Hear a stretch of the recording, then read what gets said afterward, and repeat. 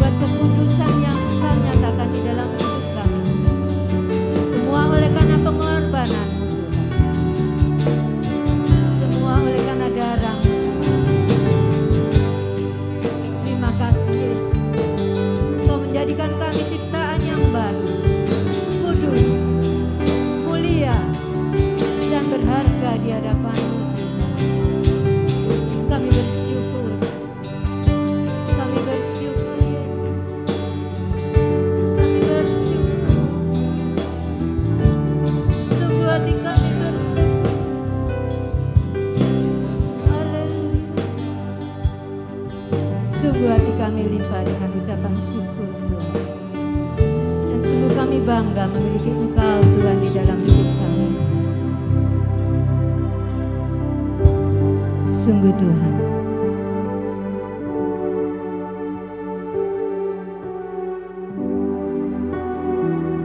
terima kasih atas semua yang Engkau lakukan di dalam hidup kami. Engkau bebaskan kami di dalam segala kutuk maut, dalam segala kutuk dunia, dan Engkau angkat kami menjadi milik-Mu Tuhan. Dan kami mau menikmati semuanya itu dengan ucapan syukur kepadamu ya Bapa. Kami bawa pujian kami bawa hidup kami ya Tuhan, sebagai persembahan bagi-Mu ya Tuhan. Ungkapan ya Tuhan hati yang penuh kasih dan kerinduan kepadamu. Dan inilah kami semua ya Bapa. Dan kiranya ya Tuhan, semuanya ini boleh berkenan di hadapan-Mu, boleh menyenangkan hati-Mu. Terima kasih. Di dalam nama-Mu Yesus, kami menaikkan sembah pujian syukur kami. Haleluya. Amin. Siap memuji Tuhan? Kita akan memperingati hari kemenangan yang Tuhan berikan di dalam hidup kita. Bahwa maut telah dikalahkan oleh darah Yesus. Kita mau bersorak-sorai. Haleluya.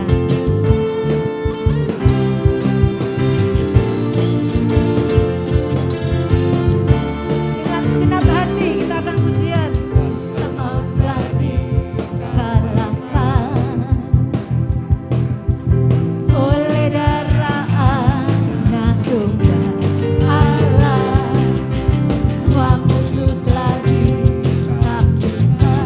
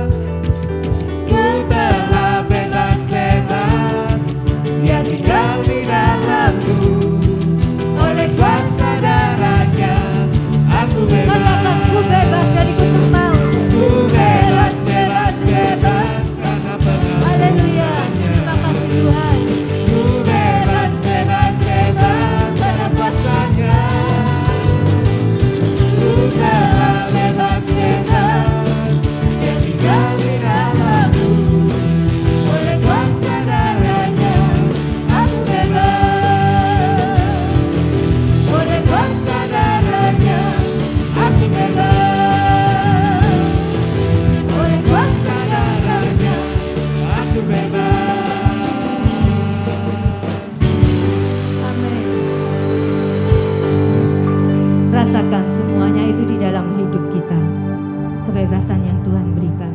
Maut telah dikalahkan, bukan karena gagah kita, bukan karena kekayaan kita, tapi oleh karena kasih-Nya. Dan hidup kita dimenangkan. Amin. Kita mau mensyukuri semuanya itu. Terima kasih Yesus.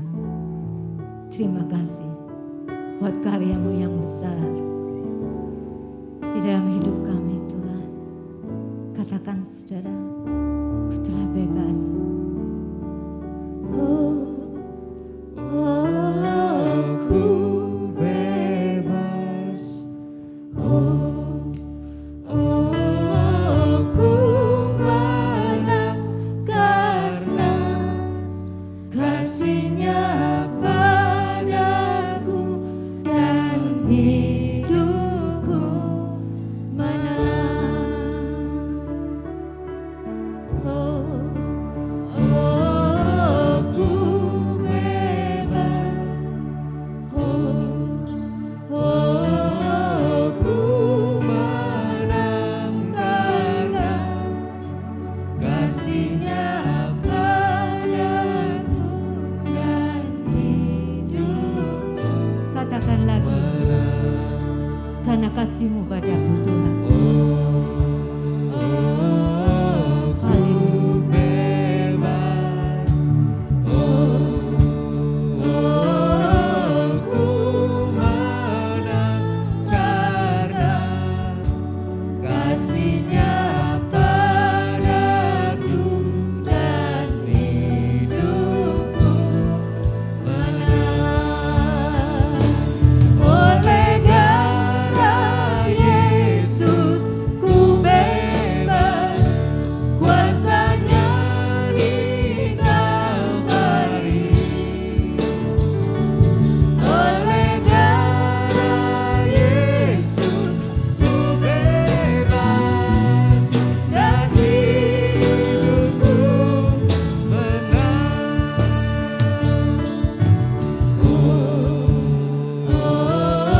Aku bebas. Aku menang karena kasih-Nya padaku dan hidupku menang.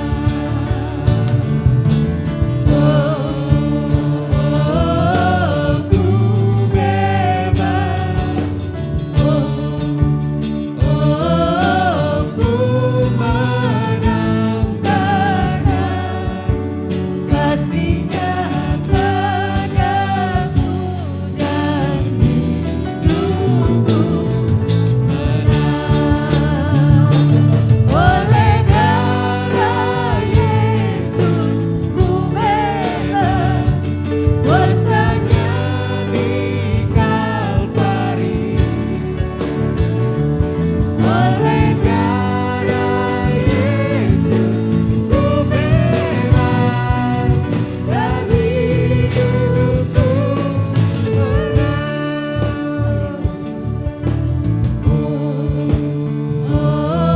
Aku bebas. Aku menang karena kasih-Nya padaku dan hidupku. Karena kasih-Mu padaku Tuhan, hidupku jadi menang. Kasih-Nya padaku dan hidupku. Katakan karena kasih-Mu Yesus. Karena kasih-Nya padaku dan hidupku menang. Haleluya.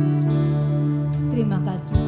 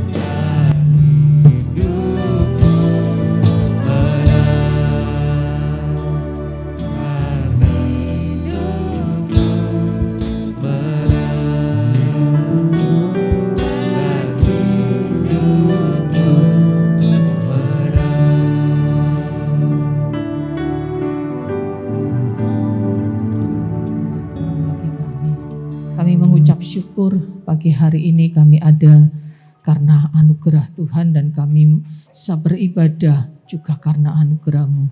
Berkati setiap kami dengan kebenaran firman-Mu supaya hidup kami sesuai dengan rencana-Mu dan sesuai dengan apa yang Engkau mau. Terpujilah Engkau Tuhan.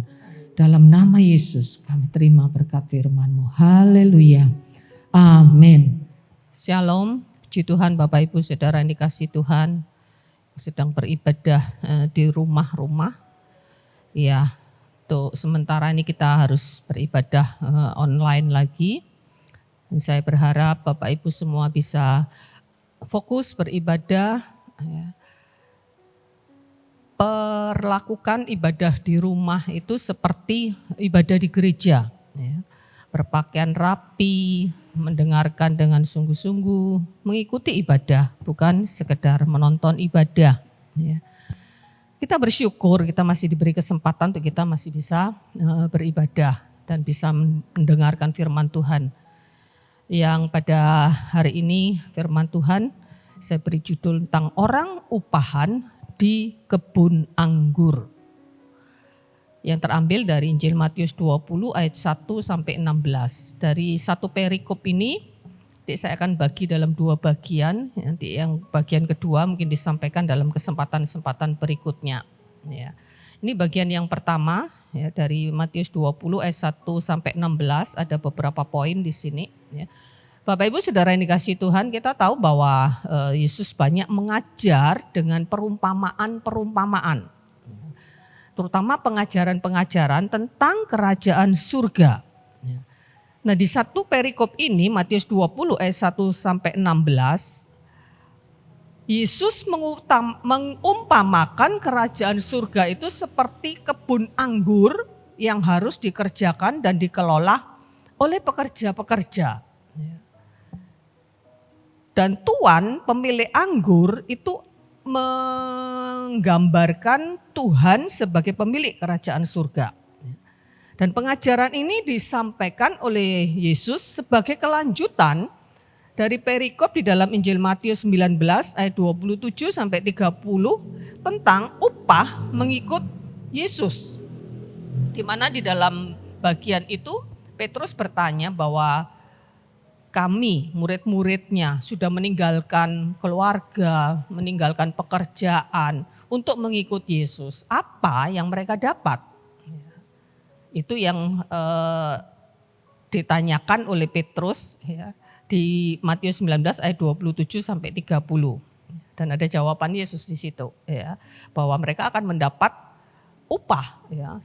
Bahkan Tuhan menjanjikan ada upah, ada 100 kali lipat ya ketika mereka meninggalkan keluarga, meninggalkan segala sesuatunya. Tapi Yesus melanjutkan kemudian dengan perumpamaan ini. Ya. Jadi perumpamaan ini ditujukan kepada orang-orang yang terpanggil, orang-orang percaya ya, untuk masuk di dalam kerajaan Allah, masuk di dalam kerajaan surga.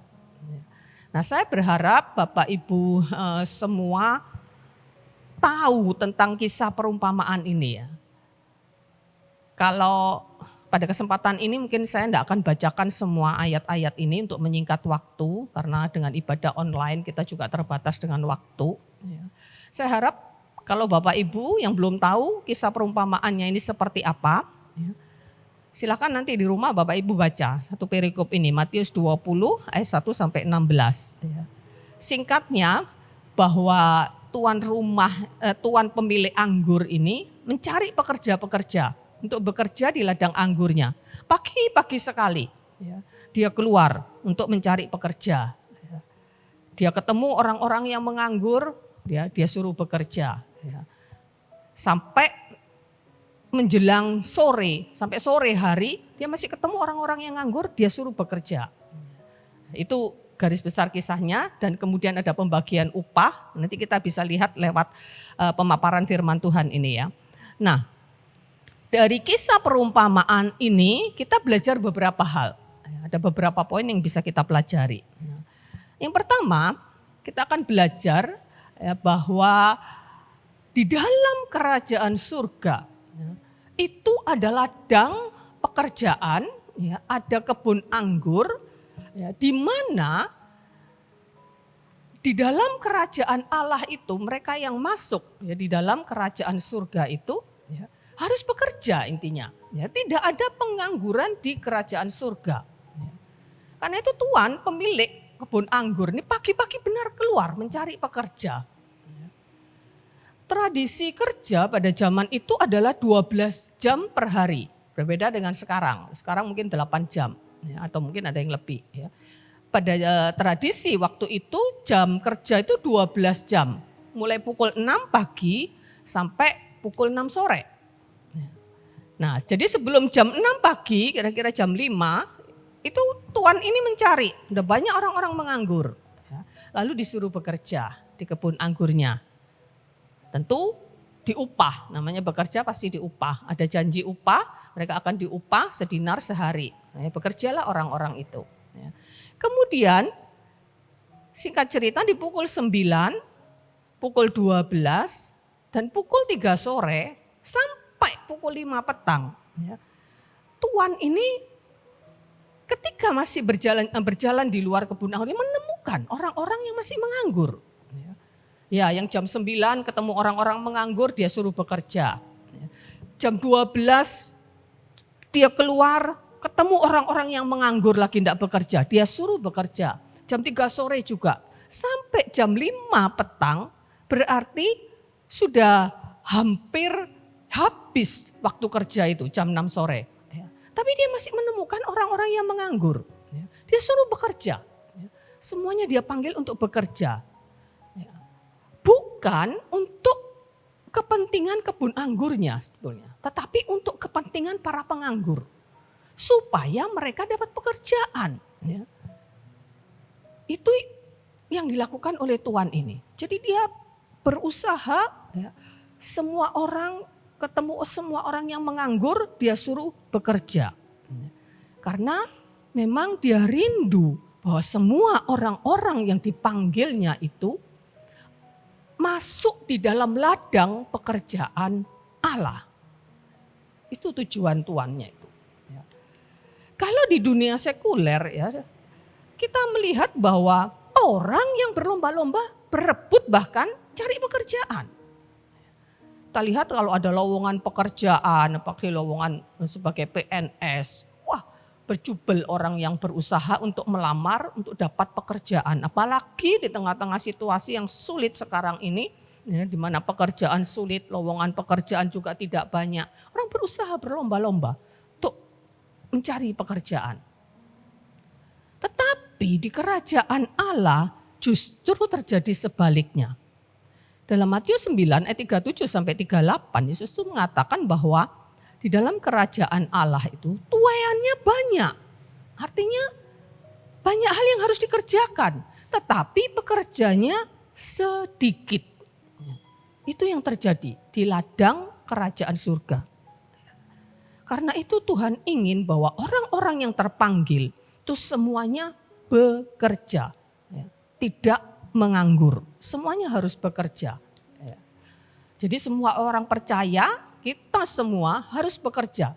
Tentu bekerja, ya tidak seperti di perumpamaan itu kita bekerja di kebun anggur, ya, itu kisah perumpamaan ya. Tapi intinya bahwa semua orang-orang yang dipanggil Tuhan itu harus bekerja, tentu sesuai dengan karunia, dengan talenta, dengan rencana Tuhan. Ya. Apa yang Tuhan berikan. Ya. Sesuai dengan apa yang Tuhan mau. Kita semua harus melakukan pekerjaan-pekerjaan Dia. Ya.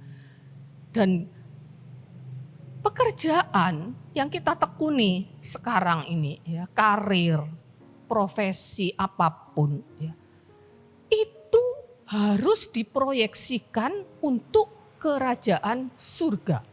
Ya. Bapak, Ibu, Saudara sekalian, ya, dengan pekerjaan, dengan profesi, dengan karir yang Bapak Ibu lakukan, ya, mari posisikan bahwa Bapak Ibu Saudara sedang bekerja di ladang kerajaan Allah. Tidak ada pekerjaan yang mungkin kita tekuni atau apapun di dunia ini yang tidak bisa diproyeksikan untuk kerajaan Allah. Ya. Hanya seringkali memang manusia itu salah kaprah ya, memisah-misahkan antara ini pekerjaan jasmani, ini pekerjaan rohani. Ya. Sesungguhnya di dalam kerajaan Allah, apapun yang kita lakukan, ya, kita lakukan untuk Tuhan, ya, itu adalah sesuatu yang bisa kita kerjakan di dalam kerajaan Allah. Ya. Di dalam Matius 25 ayat 24-30, di situ ada perumpamaan tentang talenta. Ya. Hamba yang mendapat 1 talenta dan tidak mengerjakannya, ya, seperti amanat tuannya, ya, mengubur talenta itu, tidak mengembangkannya, tidak dibuat apa-apa. Ketika tuan itu datang dan meminta pertanggungan jawab, tuan itu menilai bahwa hamba yang tidak bekerja mengembangkan talentanya itu adalah hamba yang jahat dan malas. Ya. Jadi mari supaya kita tidak mendapatkan penghakiman sebagai hamba yang jahat dan malas. Artinya kita harus bekerja, ya, semua kita harus bekerja. Apa pekerjaan yang harus kita lakukan? Ada banyak yang bisa kita lakukan. Ya. Ada banyak yang bisa kita lakukan, semua apapun. Ya. Kita bekerja sebagai seorang pengusaha, ya. Kita bekerja sebagai seorang guru, atau seorang pegawai negeri sipil, ya, kita bekerja profesi apapun. Ya. Mari kita dedikasikan itu untuk Tuhan. Ya, untuk Tuhan. Kita sebagai pengusaha, jadilah pengusaha, ya, yang bisa memuliakan nama Tuhan. Dengan hasil yang engkau dapat, kau bisa memuliakan Tuhan. Kau bisa memberikan pelayanan yang terbaik sebagai seorang pengusaha, sebagai seorang guru. Dedikasikan apa yang kau bisa lakukan untuk mendidik anak-anak. Ya. Dedikasikan itu sebagai pelayanan kepada Tuhan. Semua profesi bisa diproyeksikan untuk kerajaan Allah, apapun itu. Ya. Mari jangan menjadi pengangguran di dalam kerajaan Allah. Kita semua harus bekerja. Ya. Tuhan kasih semua itu talenta. Enggak ada dalam perumpamaan tentang talenta itu semua hamba dikasih sesuai kemampuannya. Nah, ada yang dapat 5, ada yang dapat 2, ada yang dapat 1. Itu sesuai kemampuannya. Ya, Tuhan tidak pilih kasih gitu ya, tapi sesuai dengan kemampuan. Ya. Jadi kita percaya kita semua punya talenta, punya karunia untuk dikembangkan di dalam kerajaan Allah. Karena itu kembangkan. Ya, jangan sampai kita tidak berbuat apa-apa. Mungkin Bapak Ibu Saudara mengatakan, wah saya sudah bekerja kok, saya tidak nganggur. Dari usia muda saya terus sampai hari ini masih bekerja. Ya, untuk membiayai keluarga, untuk melakukan banyak hal, saya bekerja. Tetapi ketika pekerjaan itu tidak engkau dedikasikan untuk Tuhan, nama Tuhan tidak dipermuliakan, ya, tidak ada bagian Tuhan di dalam pekerjaanmu itu, ya, hasil yang kau dapat engkau pakai sesuka hatimu, ya, untuk semua yang menurut keinginanmu, ya, tidak ada bagian Tuhan di situ, maka Tuhan tidak memandang kau sebagai seorang yang bekerja untuk Tuhan. Ya. Mungkin kau bekerja untuk dirimu sendiri, untuk keluargamu, untuk dunia ini. Ya. Tapi mari Bapak Ibu Saudara, jangan sampai apa yang sudah kita kerjakan menjadi sia-sia. Ya. Menjadi sia-sia. Karena apa? Ya, karena tidak berdampak apapun sampai di kekekalan. Ya. Jadi mari, apapun yang kita kerjakan itu, ya, bisa berdampak sampai kepada kekekalan ketika kita mendedikasikan semua pekerjaan kita itu untuk kerajaan Allah, untuk Tuhan. Ya, melakukannya seperti untuk Tuhan. Ini bagian yang pertama, ya, bahwa di dalam kerajaan Allah itu tidak ada pengangguran. Ya. Nah, bagian yang kedua, kesempatan sekecil apapun itu jangan diabaikan. Di dalam ayat yang ke-6 dan 7 dari Matius 20 itu tadi sudah saya singgung, diceritakan bahwa tuan itu sampai pukul 5 petang. Tuan pemilik kebun anggur itu masih mencari penganggur-penganggur. Dan ketika dia menemukan, ya, penganggur-penganggur itu, dia suruh bekerja. Tentu bisa jadi penganggur-penganggur yang sampai tidak dapat kerjaan seharian itu kan mereka mengatakan bahwa tidak ada orang yang mengupah kami. Ya bisa jadi mereka bukan orang-orang yang berkualitas mungkin. Ya, atau mereka orang-orang yang memang malas mungkin. Ya. Tapi Tuhan tidak pandang itu. Dia tetap memberikan kesempatan. Ya. Tetap memberikan kesempatan untuk bekerja. Ya, sekalipun jam kerja hanya tinggal 1 jam saja. Ya. Dan tentu tidak bisa mengharapkan banyak ya dari pekerja ini untuk dia cuma bekerja 1 jam. Tapi Tuhan itu tidak berpikir untuk kepentingan kebun anggurnya, untuk kepentingan diri sendiri. Ya, tapi dia berpikir bahwa orang ini layak untuk diberi kesempatan kerja sekalipun hanya 1 jam. Ya. Dan kita melihat penganggur-penganggur yang seharian yang tidak mendapatkan pekerjaan itu, ya, mereka merespon, ya, mereka menerima tawaran untuk bekerja. Ya. Sekalipun Tuhan itu tidak menjanjikan apa-apa. Di dalam bagian itu Tuhan itu tidak menjanjikan apa-apa. Ya. Tidak dijanjikan upah dan mereka ya tidak bisa menuntut banyak karena mereka hanya punya waktu kerja cuma 1 jam. Tapi mereka merespon dengan baik tawaran itu dan mereka bekerja. Ya. Dari sini kita belajar untuk kita tidak mengabaikan kesempatan untuk bisa bekerja bagi Tuhan sekecil apapun kesempatan itu. Sekecil apapun yang bisa kita buat. Mungkin kita berkata, wah usia saya tidak muda lagi. Wah kemampuan saya tidak seberapa. Tidak banyak talenta yang saya punya. Tidak banyak keterampilan yang saya bisa lakukan. Saya tidak bisa apa-apa. Seringkali kita meng-underestimate diri kita sendiri. Ya. Kita menilai diri kita sendiri, kita ini tidak bisa apa-apa. Ya. Kita ini, wah saya sudah tua, biarlah yang muda-muda saja yang bekerja. Ya. Mari dari kisah perumpamaan ini, kita percaya bahwa Tuhan itu pakai orang dengan kesempatan yang sekecil apapun, Tuhan itu bisa pakai. Ya. Jadi sekali lagi, selagi kita itu ada kesempatan, ya, berikan yang terbaik untuk Tuhan. Udah gak usah pusing digaji atau enggak. Ya. Toh pekerja yang bekerja cuma 1 jam itu enggak terlalu banyak mungkin yang dia bisa berikan gitu. Ya, dan memang mereka tidak menuntut upah. Gitu ya. Nah kalau kita masih mendapatkan kesempatan ya bekerja ya, sekalipun dengan kondisi yang terbatas, dengan kemampuan yang terbatas, dengan waktu mungkin yang tidak banyak lagi karena kita mungkin berpikiran wah saya sudah tua. Ya. Mari jangan abaikan kesempatan. Selama masih ada kesempatan, ambil itu. Ya. Untuk kita melakukan sesuatu untuk Tuhan. Ya. Yang sedikit, yang tidak seberapa itu, yang kecil itu. Jika dipersembahkan kepada Tuhan dengan segenap hati, itu bisa menjadi besar. Kita lihat contoh di dalam kisah Tuhan Yesus memberi makan 5.000 orang, hanya dengan 5 roti dan 2 ikan. Yang kalau dinilai, dibandingkan dengan jumlah orang yang segitu banyak, terlalu sedikit. Ya. Terlalu sedikit 5 roti 2 ikan untuk sekitar 5.000 orang. Ya. Mungkin cuma untuk 1 orang, bayangkan 5.000 orang. Ya. Mungkin 5 roti 2 ikan cuma bisa ya 2 orang lah. Ya. Tetapi ketika itu dipersembahkan kepada Tuhan, ya, Tuhan bisa memberkati dan menjadi besar. Cukup 5 roti 2 ikan cukup untuk 5.000 orang. Jadi Bapak Ibu Saudara yang dikasih Tuhan, seberapa yang kita punya. Ya. Seberapa waktu yang kita punya, seberapa kemampuan yang kita punya. Ya. Persembahkanlah itu dengan segenap hati untuk Tuhan.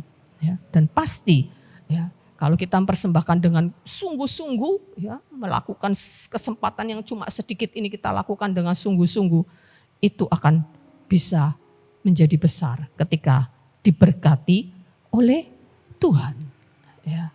Dalam Pengkhotbah 9 ayat 10 dikatakan segala sesuatu ya, yang dijumpai tanganmu untuk dikerjakan, kerjakanlah itu sekuat tenaga. Ini pernah saya sampaikan bulan lalu ya. Ketika saya menyampaikan tentang waspada, ya jerat dan perangkapnya. Segala sesuatu yang dijumpai tanganmu untuk dikerjakan. ya, kerjakan sekuat tenaga. Ya. Segala sesuatu itu artinya apapun, ya, nggak pilih-pilih. Apa yang Tuhan hadapkan kepada kita untuk dikerjakan, kerjakanlah itu. Ya. Di ladang kerajaan Allah itu tidak ada orang yang tidak mendapat kesempatan. Pasti ada pekerjaan yang bisa dilakukan oleh orang dengan kemampuan minimal sekalipun. Ya. Karena tidak ada orang yang dilahirkan tanpa karunia, tanpa talenta apapun, tidak bisa buat apa-apa, nggak ada. Ya. Sekalipun satu, ya, semua orang tuh pasti punya talenta. Memang ada yang dapat 5 mungkin, ya, ada yang dapat 2 sesuai dengan kemampuannya. Ya, tapi semua orang punya kemampuan, ya, sekalipun minimal. Ketika itu dipersembahkan kepada Tuhan, itu bisa menjadi besar. Ya. Jadi jangan mengatakan, waduh saya ini enggak bisa apa-apa, ya, enggak ada kesempatan. Kesempatan selalu ada. Ya. Ladang Tuhan itu terbuka, tidak dibatasi di gedung gereja ini. Seringkali orang mengasumsikan melayani Tuhan itu melayani dalam ibadah, ya, sebagai pemain musik, sebagai pengkhotbah, sebagai pendeta yang dibatasi oleh gedung gereja ini. Tidak, ladang Tuhan itu tidak semata-mata di dalam gedung gereja, tetapi justru di luar. Ya, di luar itulah ladang pelayanan kita masing-masing. Semua, ya, dimanapun kita berada, ya, dimanapun kita berdomisili, ya, dimanapun kita berkomunitas, ya, itulah ladang pelayanan kita. Ya. Jadi tidak ada seorang pun yang tidak punya ladang pelayanan. Ya, semua orang punya ladang pelayanan. Tinggal kita mau mengerjakannya atau tidak. Ya. Jadi Bapak Ibu Saudara kasih Tuhan, kesempatan, ya, di mana kita bisa bekerja, kita harus memandang itu adalah anugerah. Ya, ketika kita dapat kesempatan itu, ya, pekerja yang cuma mendapat kesempatan 1 jam kerja, dia bisa memandang bahwa ini adalah anugerah. Nah itu dia merespon, gak apa-apa, ya, cuma 1 jam. Jadi kesempatan sekecil apapun, ya, ambil itu, karena itu adalah anugerah. Ya. Ada ungkapan yang mengatakan kesempatan tidak datang 2 kali, bisa terjadi. Ya, ya bisa terjadi, kesempatan itu datang berulang kali juga bisa terjadi. Semua itu di dalam anugerah, kan namanya anugerah. Kalau Tuhan kasih kesempatan kedua, ketiga, ya bersyukur. Ya, tapi kalau Tuhan cuma kasih kesempatan 1 kali, ya Tuhan itu tahu yang terbaik gitu ya. Kalau kita tidak ambil ya ada resiko tentunya. Ya. Jadi kesempatan sekecil apapun itu adalah anugerah. Ya. Karena itu kita harus ambil. Ya, karena apa? Ya, karena ada kemungkinan kita tidak mendapat kesempatan lagi karena waktu sudah berakhir. Ya. Pengkhotbah 9 ayat 12, ya, saya sampaikan di bulan yang lalu tentang waspada jerat dan perangkap. Salah satu jerat dan perangkap itu adalah waktu. Ya. Waktu yang tidak digunakan dengan baik. Ya. Dikatakan di dalam Pengkhotbah 9 ayat 12, karena manusia tidak mengetahui waktunya. Seperti ikan yang tertangkap di dalam jala yang mencelakakan. Dan seperti burung yang tertangkap dalam jerat, begitulah anak manusia terjerat pada waktu yang malang. Kalau hal itu menimpa mereka secara tiba-tiba. Suatu yang menimpa kita secara tiba-tiba, di mana kita tidak siap, itu bisa dikatakan sebagai waktu yang malang.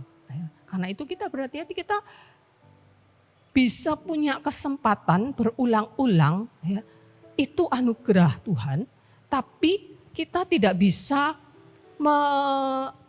mengontrol Tuhan. Ya. Aduh Tuhan, saya sudah melewatkan kesempatan ini, tolong kasih kesempatan lagi. Oke, Tuhan kasih, puji Tuhan. Tapi kita tidak bisa memaksa Tuhan. Ya.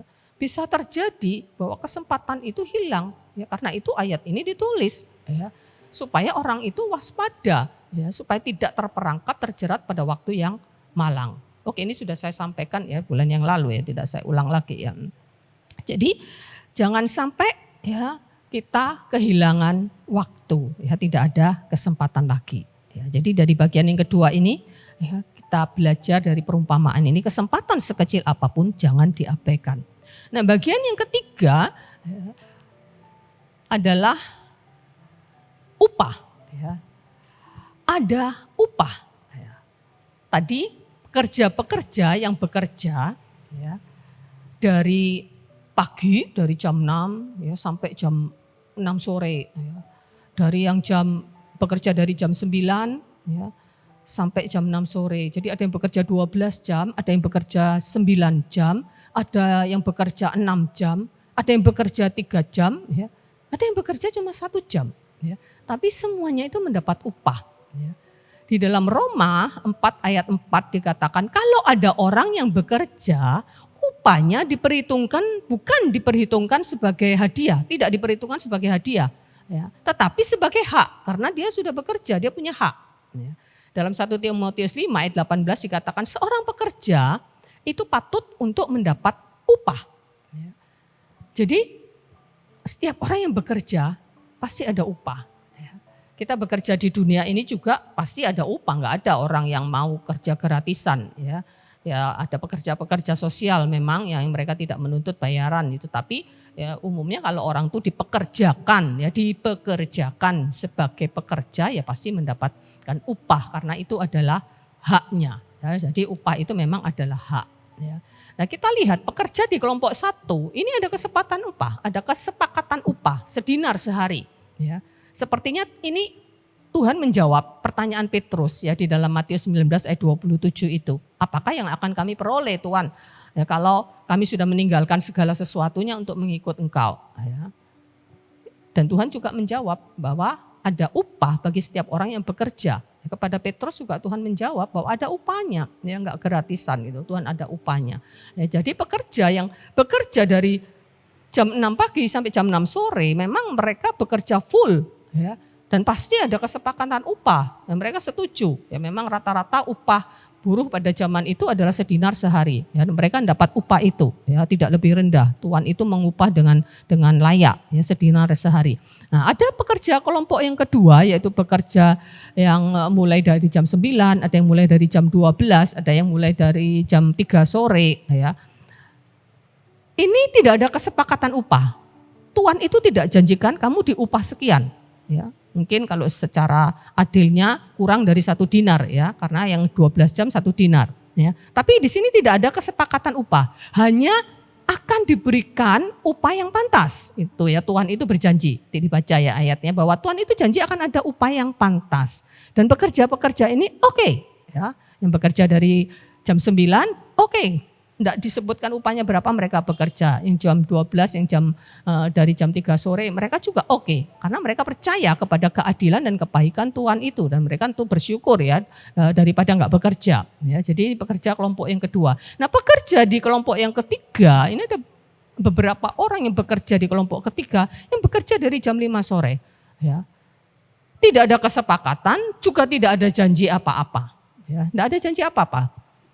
Cuma disuruh masuk kerja, ya, karena memang ya jam kerjanya itu jam kerja yang tidak wajar gitu loh, mau diupah seberapa. Ya, kalau adilnya ya 1 dinar dibagi 12, ya, 1/12 dinar.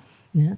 Tapi pekerja-pekerja ini tidak mempersoalkan ya, yang penting mereka dapat kerja. Ini pekerja di kelompok yang ketiga. Ya. Nah di sini kita harus belajar bahwa fokus pekerja itu adalah pekerjaan, ya, bekerja. Ya. Dan itu memang tujuan Tuhan. Ya. Upah sekalipun itu merupakan hak pekerja, tapi itu ada di dalam ranahnya Tuhan. Itu domain Tuhan. Ada di dalam ranahnya Tuhan.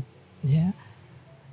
Ya memang berbeda konteksnya dengan zaman sekarang. Sekarang orang yang tidak mendapatkan upah sewajarnya karena itu ada upah minimal yang ditetapkan oleh pemerintah ya. Ya karena tidak bisa orang mempekerjakan orang semau-maunya. Ya. Tetapi beda dengan di kerajaan Allah. Ya. Di kerajaan Allah Tuhan itu memberi upah dengan adil dan tidak mungkin lalai. Ya. Tidak perlu dituntut. Ya. Bagian kita sebagai pekerja adalah bekerja saja. Ya. Fokus kepada pekerjaan. Upah itu adalah domainnya Tuhan. Ya. Dan kita percaya Tuhan tidak lalai. Ya. Tuhan juga Tuhan yang adil. Ya. Dia pasti berlaku bijaksana, ya. Jadi tidak perlu menuntut. Ya. Nah, dan yang harus diingat juga, ya, jangan lupa bahwa upah yang kita terima, ya, entah kapan upah itu ada waktunya juga, itu ada dalam domain Tuhan, dalam kedaulatan Tuhan. Diupah kapan kita, apa nanti setelah kita berjumpa Dia di kekekalan, ya itu dalam urusan Tuhan. Ya. Tapi jangan lupa bahwa upah yang kita terima atau yang akan kita terima itu bukan semata-mata hak karena kita bekerja. Ya, memang itu adalah hak, tapi bukan semata-mata hak. Karena apa? Karena upah itu yang kita terima, ya, itu juga adalah kasih karunia dari Tuhan. Kenapa? Loh, saya bekerja kok. Ya, upah itu kan bagian saya karena saya bekerja. Betul. Ya, tetapi kemampuan kita untuk bekerja, kita bisa bekerja, kita bisa mendapat kesempatan, kita bisa punya talenta untuk dikembangkan. Itu adalah pemberian Tuhan. Jadi kalau kita dapat upah itu juga bagian dari kasih karunia Tuhan. Ya. Karena kemampuan kita bisa bekerja, kemampuan kita bisa melakukan sesuatu, punya keahlian, punya keterampilan, juga punya kesempatan, itu juga pemberian Tuhan.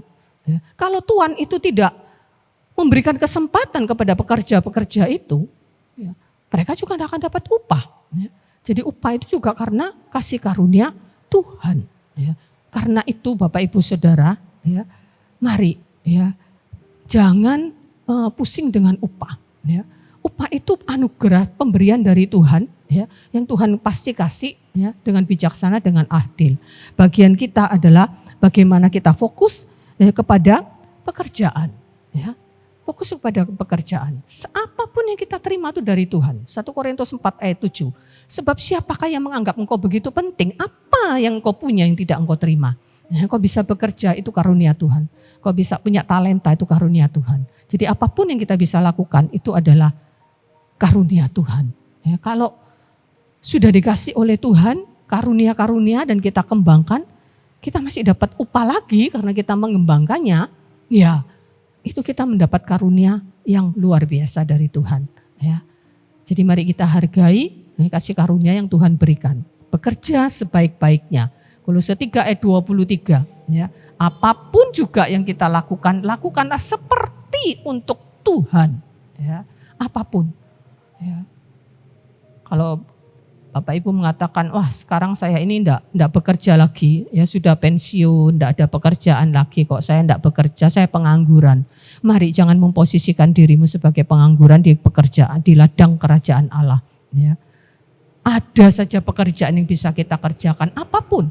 Entah kita dalam keadaan sekarang yang sudah usia pensiun, sudah tidak bekerja lagi, masih ada yang bisa kita kerjakan. Kita bisa menjadi penasehat bagi anak, menantu, cucu, kita bisa menjadi pendoa, ya, kita bisa melakukan segala sesuatunya, ya, di pekerjaan Tuhan. Apapun lakukan seperti untuk Tuhan, maka dari Tuhan kita mendapat upah. Bukan itu yang kita cari, ya. Tetapi ketika kita melakukan segala sesuatu untuk kita persembahkan kepada Tuhan, itu artinya kita tidak membuat menjadi sia-sia karunia Tuhan dalam kehidupan kita. Ya. Kita tidak membuat menjadi sia-sia kesempatan, ya, di mana kita masih bisa bekerja. Selama kita masih hidup, ya, selama kita masih bisa beraktivitas, pasti ada saja yang bisa kita lakukan untuk Tuhan. Ya. Pasti ada yang bisa kita lakukan untuk Tuhan. Ya. Dan ingat bahwa pada saatnya nanti dalam 1 Korintus 3 ayat 12 sampai 15, pekerjaan masing-masing orang itu akan diuji dengan api. Ya, jadi apapun yang kita bangun, ya, dalam pelayanan kita, dalam pekerjaan kita, ya, itu akan diuji. Kalau kita membangunnya dari rumput dan jerami, ya, itu akan terbakar. Tapi kalau kita membangun segala sesuatunya, ya, dengan emas, tidak akan terbakar. Ya. Emas ini dalam Alkitab, ya, khususnya di dalam Perjanjian Lama, emas ini menjadi barang yang berharga yang dipakai, ya, untuk sesuatu yang berharga. Ya, di dalam bait suci Salomo, ya, itu ada bagian-bagian dibuat dari emas. Ya, emas ini juga berbicara tentang kemurnian, ketulusan, keberhargaan. Ya. Dan kalau kita membangun semuanya itu dengan sesuatu yang berharga di hadapan Tuhan, dengan kekudusan, ya, itu tidak akan terbakar ketika diuji, ya, dengan api pencobaan, ya, dengan api persoalan. Jadi ingat Bapak Ibu Saudara yang dikasihi Tuhan, Ya, jangan sembarangan kita memperlakukan hidup kita, ya, jangan sembarangan juga kita melayani, kita bekerja untuk Tuhan, kita bekerja di dunia sekuler pun, ya, bangun semuanya itu, ya, dengan bahan emas, dengan bahan yang tahan uji, yang tidak akan terbakar ketika satu saat nanti diuji, ya. Dan sekecil apapun, ya, perbuatan kita, ya, yang kita lakukan dengan sungguh-sungguh untuk Tuhan, kita tuh tidak akan kehilangan upah. Ya. Dalam Matius 10 ayat 42 dikatakan, secangkir air sejuk saja yang kamu berikan kepada salah seorang karena dia adalah hambaku, kamu tidak akan kehilangan upahnya. Tidak akan kehilangan upah. Ya, secangkir air saja, ya tentu ini kiasan gitu ya. Jangan mikir, wah saya sudah kasih kepada hamba Tuhan, kepada Bapak Gembala, pada Ibu Gembala saya sudah kasih. Wah sudah kasih banyak lebih dari secangkir air. Ya, ada yang kirim makanan, ada yang kirim macam-macam ya. Ada yang kirim capcay, tidak sekedar secangkir air. Ada yang kirim ayam goreng. Wah ya pasti saya dapat lebih. Ya. Percayalah, kita lakukan segala sesuatu ya, dengan tulus untuk Tuhan. Ya, bukan untuk Bapak Gembala, bukan untuk Ibu Gembala, bukan untuk seseorang ya yang menjadi sasaran pelayanan kita, tetapi lakukan semua itu proyeksinya adalah kepada Tuhan yang di atas segalanya. Ya. Memang Tuhan tidak terima persembahan kita, ya. Tuhan tidak butuh pelayanan kita, Tuhan tidak butuh persembahan kita, uang kita, ya, apapun yang kita persembahkan, ya. Tapi bisa diproyeksikan ke dalam pekerjaannya di muka bumi ini. Ada orang-orang yang membutuhkan pertolongan kita, membutuhkan perhatian kita, membutuhkan materi kita. Ya, lakukan itu, tapi proyeksinya seperti untuk Tuhan. Maka kita juga tidak akan kehilangan upahnya. Ya. Nah di dalam Wahyu 22 ayat 12 katakan, aku datang segera untuk membawa upah. Jadi Tuhan akan segera datang. Artinya mungkin kalau saat ini kita belum mendapatkan upah. Aduh saya ini sudah bekerja sekian tahun untuk Tuhan, sudah melayani Tuhan. Ya, kok begini-begini saja. Ya, saya ini sudah banyak berbuat baik kepada orang. Ya, kok enggak ada perubahan hidup saya, katanya diberkati oleh Tuhan. Ya. Ingat, upah itu adalah domainnya Tuhan. Tapi Tuhan janji kalau dia datang, dia bawa upah. Ya, jadi sekarang mungkin kita belum mendapatkan upah itu. Ya, tapi percayalah, ya, Tuhan tidak lalai. Ya. Tuhan akan datang segera untuk membawa upah. Kalau ada orang yang, mungkin ada banyak orang yang kesaksian, ya ketika mereka melayani Tuhan, ya ketika mereka memberkati orang, bagaimana mereka mendapatkan berkat. Mereka diberkati berlimpah-limpah. Ya puji Tuhan, kalau Tuhan membalas ya apa yang kita lakukan ketika kita masih di dunia ini. Dalam Galatia 6 ya, ayat 10 saya dikatakan jangan jemu-jemu berbuat baik ya. Engkau akan mendapat upahnya kalau engkau tidak menjadi lemah ya.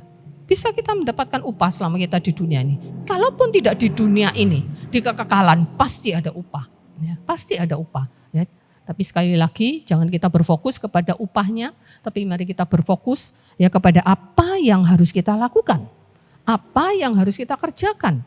Ya, kesempatan mana yang kita harus ambil.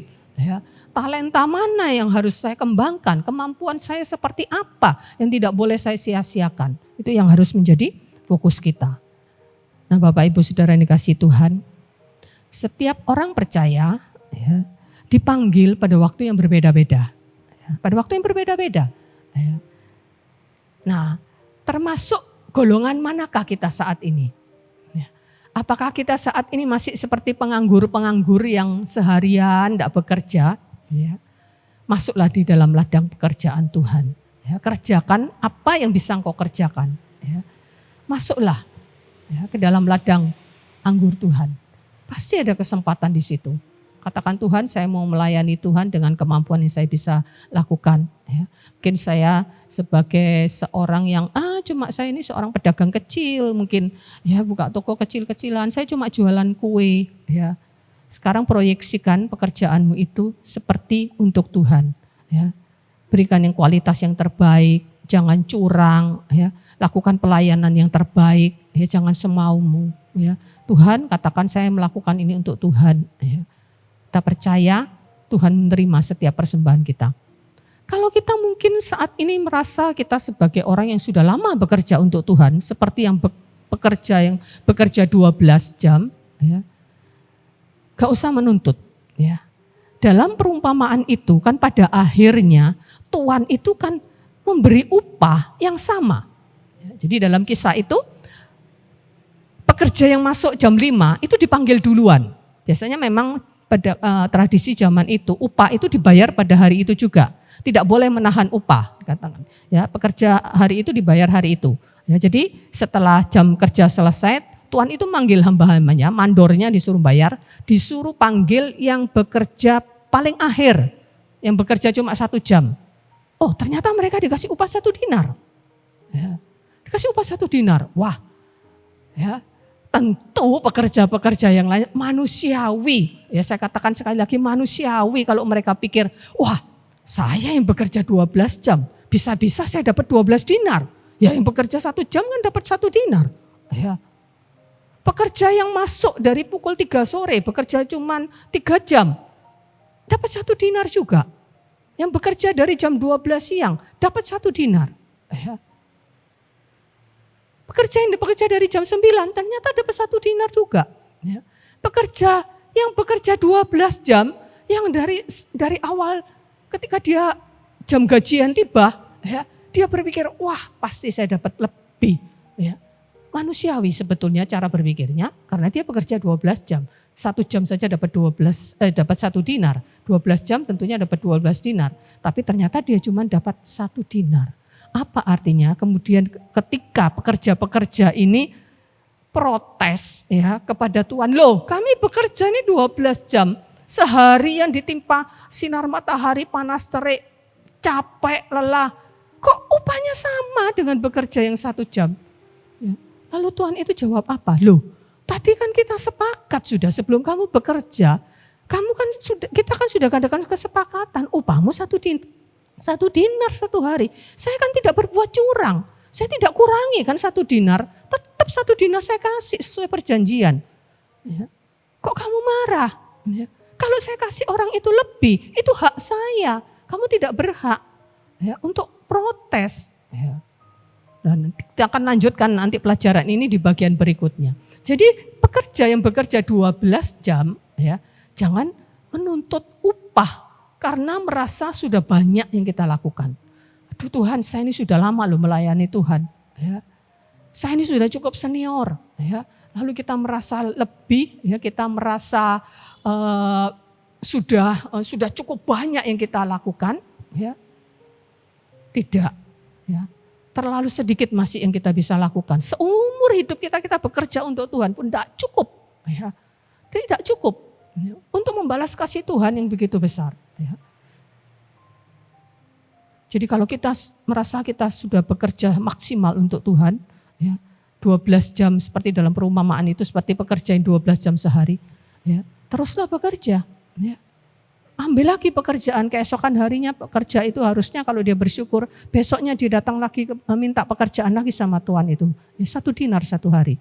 Kalau kita menjadi kelompok pekerja yang bekerja pukul 9, ya, pukul 6, ya, atau pukul 12, ya, bekerja cuma 3 jam atau bahkan cuma 1 jam, teruslah bekerja juga dan giat dengan giat dan sebaik-baiknya untuk Tuhan. Yohanes 5 ayat yang ke-17 mengatakan, Bapakku bekerja sampai sekarang, maka aku pun bekerja juga.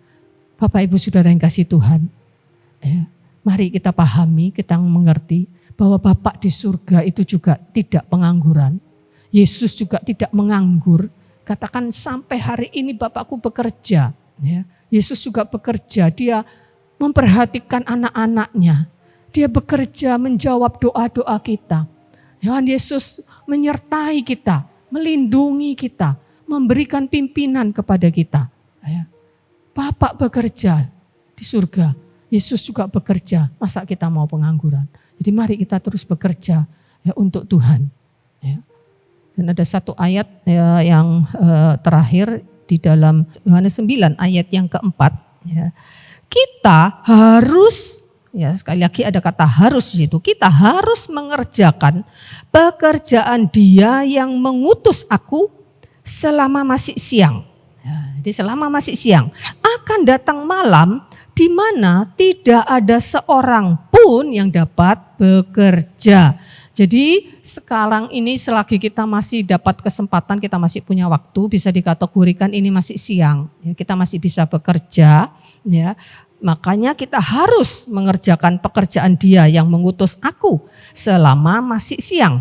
Akan datang malam, ya. Malam itu bukan waktunya orang bekerja, ya. Dikatakan akan datang malam di mana tidak ada seorang pun yang dapat bekerja. Ya, kalau konteks zaman sekarang banyak orang bekerja malam hari, ya. Tapi pada zaman ayat ini ditulis, ya tidak, ya malam itu waktunya untuk tidur, karena memang seharusnya malam itu waktu untuk tidur, ya.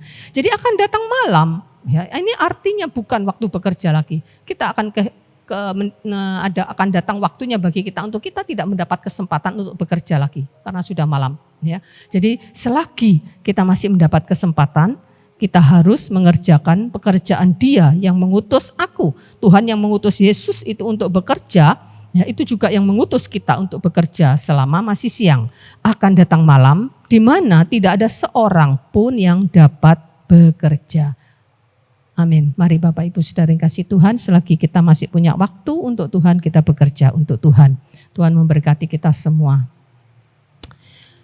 Mari kita akan akhiri dengan doa. Kita satukan hati kita untuk kita bersama-sama berdoa, sekaligus kita akan menutup dengan doa penutup. Mari kita berdoa. Bapa di dalam surga, kami mensyukuri Tuhan memanggil kami ke dalam kerajaan-Mu. Tuhan menebus hidup kami dari cara hidup kami yang sia-sia untuk menjadi orang-orang yang berguna, untuk memiliki kehidupan yang berguna. Tidak hanya di dalam dunia ini saja, tapi kehidupan yang berdampak sampai kepada kekekalan. Terima kasih Tuhan, kalau Tuhan sudah memanggil kami, untuk kami menjadi pekerja-pekerja di kebun anggur-Mu Tuhan. Dan kami mau ambil kesempatan itu. Dengan talenta yang Tuhan kasih kepada kami, dengan kesempatan yang Tuhan beri kepada kami, dengan kemampuan-kemampuan yang kami punya saat ini Tuhan. Kami mau menjadi pekerja-pekerja yang baik dan setia di dalam ladang pekerjaan-Mu ya Tuhan. Tolong Tuhan setiap kami semua berikan kerinduan itu, berikan dorongan itu Tuhan. Untuk kami menjadi orang-orang yang bekerja Tuhan. Untuk kami melayani Tuhan dengan kesempatan yang kami tidak tahu sampai kapan. Tapi kami mau ambil kesempatan itu Tuhan untuk kami bekerja sebaik-baiknya bagi Engkau ya Tuhan. Terima kasih Bapa. Buat kebenaran firman-Mu, biarlah kebenaran firman-Mu itu boleh menjadi rema ke dalam kehidupan kami semua anak-anak-Mu yang mendengarnya ya Tuhan. Kami percaya Tuhan, Kau akan memberi kami terus kemampuan, Roh Kudus akan terus memimpin kami ketika kami lemah, ketika kami mungkin jatuh dalam kelemahan.